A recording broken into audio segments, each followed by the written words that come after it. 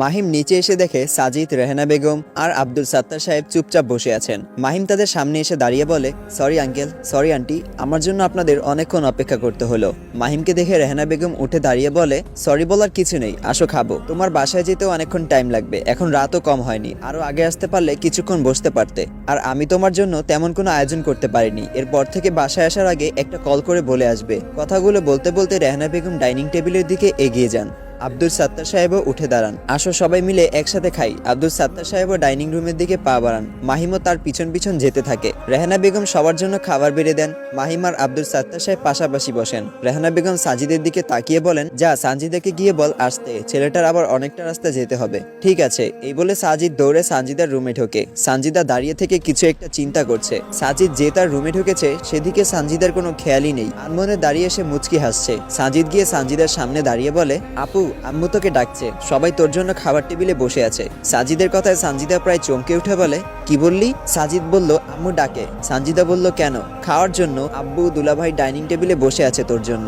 সানজিদা বলল, আমার জন্য? সাজিদ বলল, হ্যাঁ চল। সানজিদা বলল, আমি এখন খাবো না, আম্মুকে গিয়ে বল সবাই খেয়ে নিতে, আমার এখন খিদে নেই, পরে খাবো। সাজিদ বলল, দুলাভাই তো অপেক্ষা করছে, তুই গেলে খাবে। সানজিদার লজ্জা করছিল এখন মাহিমের সামনে বসে খেতে। একটু আগের ঘটনার কথা মনে হলেই সেই লজ্জায় লাল নীল হয়। এখন আবার সামনে গিয়ে বসে খেতে হবে? যদি দুজনের চোখে চোখ পড়ে, লজ্জায় তো সানজিদা মরেই যাবে।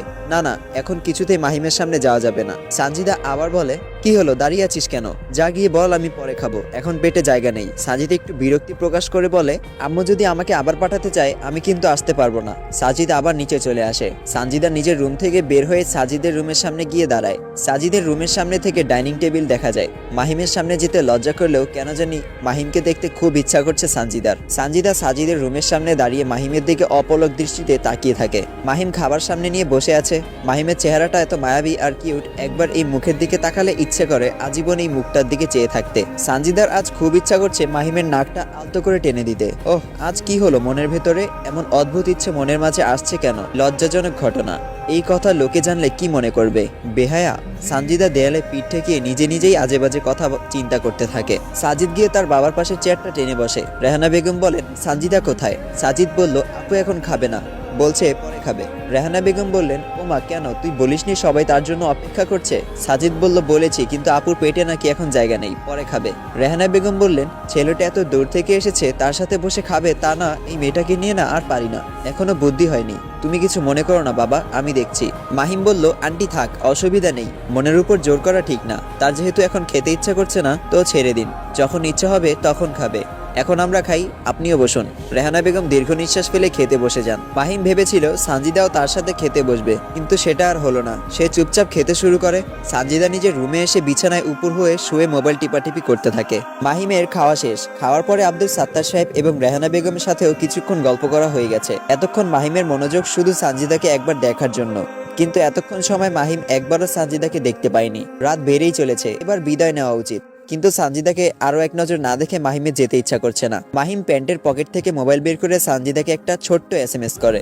সানজিদার হাতেই মোবাইলটা ছিল। হঠাৎ করে তার মোবাইলটা কেঁপে উঠে। সানজিদা দেখে মোবাইলে SMS এসেছে। সে SMSটা সিন করে দেখে মাহিমের SMS। লেখা ছিল, আমি এখন চলে যাব, একটু বাইরে আসো না, তোমাকে আরেকবার একটু দেখি প্লিজ। SMSটা দেখার সাথে সাথেই সানজিদা বিছানা থেকে উঠে বাহিরে চলে আসে। মাহিম চিন্তাও করেনি সানজিদা এত তাড়াতাড়ি চলে আসবে। সানজিদাকে দেখে মাহিম আনন্দে আত্মহারা। এতক্ষণ মাহিমের কাছে নিজেকে কেন জানি শূন্য শূন্য লাগছিল, এখন সেই শূন্যতা পূরণ হয়েছে। মাহিম সানজিদার দিকে তাকিয়ে থাকে, তার চোখের পলক পড়ছিল না। মাহিমকে এভাবে তাকিয়ে থাকতে দেখে সানজিদা লজ্জা পায়। মাহিম সানজিদাকে একটা চোখ টিপ দিলে সানজিদা মুচকি হেসে চোখ নামিয়ে ফেলে। মাহিমও হেসে দেয়। সে সবার থেকে বিদায় নিয়ে চলে যায়। সানজিদাও নিজের রুমে চলে আসে। রাত 12টা বাজে। সানজিদা পড়ায় মনোযোগী হতে পারছে না। কাল তার পরীক্ষা, কিন্তু এখন তার অনেক চিন্তা মাথায় ঘুরছে। বইয়ের পড়াগুলো মাথায় ঢুকছে না, এই ছোট মাথায় শুধু মাহিম ঘুরছে। দিনের প্রত্যেকটা মুহূর্ত চোখের সামনে ভেসে উঠছে। কি যে এক অস্বস্তিকর অবস্থা বলে বোঝানো যাবে না। সানজিদা যখন এসব চিন্তায় মগ্ন, তখন হঠাৎ তার মোবাইলটা বাজতে শুরু করে। সানজিদা তাড়াতাড়ি মোবাইলটা হাতে নিয়ে দেখে মাহিম কল করেছে। সাথে সাথে সানজিদার মুখে হাসি চলে আসে। সানজিদা কলটা রিসিভ করে ব্যালকনিতে চলে যায়। মাহিম বলে, কি করো? সানজিদা বলল, পড়তে বসেছি। আপনি বাসায় গেছেন? মাহিম বলল, তোমার সাথে কথা বলবো না। মাহিমের কথায় সানজিদা চমকে উঠে বলে, কেন? মাহিম বলল, আবার আমাকে আপনি করে বলেছো কেন? কথা ছিল না তুমি করে বলবে? সানজিদা বলল, সরি, ভুল হয়ে গেছে, আর হবে না। মাহিম বলল, মাফ করলাম, এরপর যদি এমন ভুল করো তাহলে কিন্তু আর মাফ করব না, মনে থাকে যেন। সানজিদা বলল, হ্যাঁ ঠিক আছে। মাহিম বলল, খেয়েছো? সানজিদা বলল, হ্যাঁ খেয়েছি। মাহিম বলল, তখন আমার সাথে খেতে বসনি কেন? আমি আশা করছিলাম তুমিও আমার সাথে খাবে, কিন্তু তুমি এত লজ্জাবতী যে লজ্জায় আমার সাথে খেতেই বসলে না। সানজিদা বলল, আপনি কি করে বুঝলেন